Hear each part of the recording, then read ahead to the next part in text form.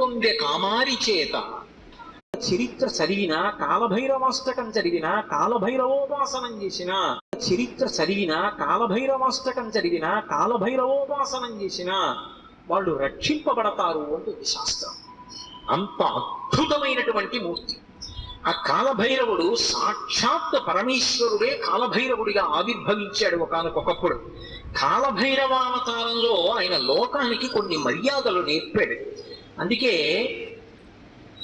ఒకప్పుడు అందరికీ ఎలా అతిశయం కలుగుతూ ఉంటుందో, గర్వం కలుగుతూ ఉంటుందో, అలా త్రిమూర్తుల యందు కూడా ఇటువంటి పోకడ ఒకటి రజోగుణ సంబంధమైనటువంటి వారి యందు కలుగుతూ ఉంటుంది. సృష్టికర్త అయినటువంటి చతుర్ముఖ బ్రహ్మగారు సహజంగా రజోగుణ తత్వంతో ఉంటాడు, అందుకే ఎరుపు రంగుతో ఉంటాడు. ఆయనకి ఒకప్పుడు ఎందుకో ఒక భావన కలిగింది, ఆయనకి 5 తలలు ఉండేవి, నాకు 5 తలలు, పరమశివుడికి